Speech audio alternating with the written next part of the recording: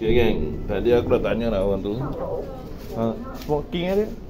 Smoking ada outside sir, 7 for outside. 7? Oh, okay. Okay, thank you. Aku dah isap rokok kan, aku dah duduk. Tadi aku tanya, dia orang cakap tinggal 8. So ni aku dah kat tinggal 8. Dia kata pergi tingkat 7 yang ni. Wow geng, kau tengok ni. Sana tu laut geng. Nampak tak? Cantik geng.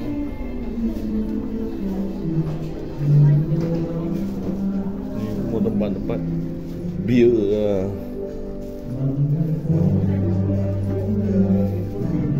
Cuma ada gambar-gambar. Ni yang 6,000, mesin 6,000 ni. $2,000 dia letak. Ni 1,000. 500, 1,500. 4 kali lah, 3 dah berapa kan. Oh ni pun ada tempat judi juga. Kat mana ya?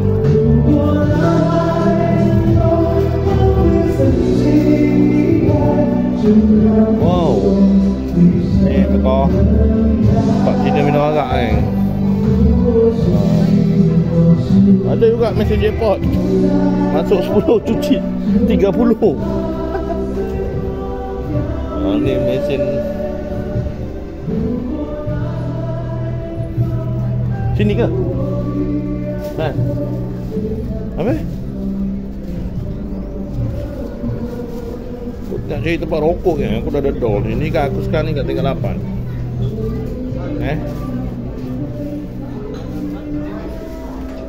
Jadi aku sambung sana tu. Oh, masih. Ya tu kat luar tu.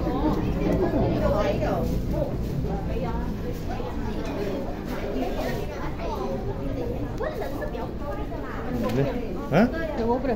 Baru pukul 6.48. Saya nak suruh rokok dulu je. Bini aku tak bagi kan. Aku suruh rokok sebenarnya. Hampir aku dah dedah kan. Kita aku cakap dia kalau aku tak dapat rokok aku tidur je. Tu kot. Betul lah. Awak tanya. Hello miss. Thank you. Okay gang, aku nak jumpa tempat dia. Sokok kan. Nak sokok susah kan. Kau percaya aku kat Singapura ni. Mana? Oh, nak tekan geng. Aku baru isap rokok 2 batang ni geng. Wow geng. Beautiful. Jalan duduk lah dulu. Saya nak ambil video je. Tu kapal lawan depan geng. Apa nama kapal tu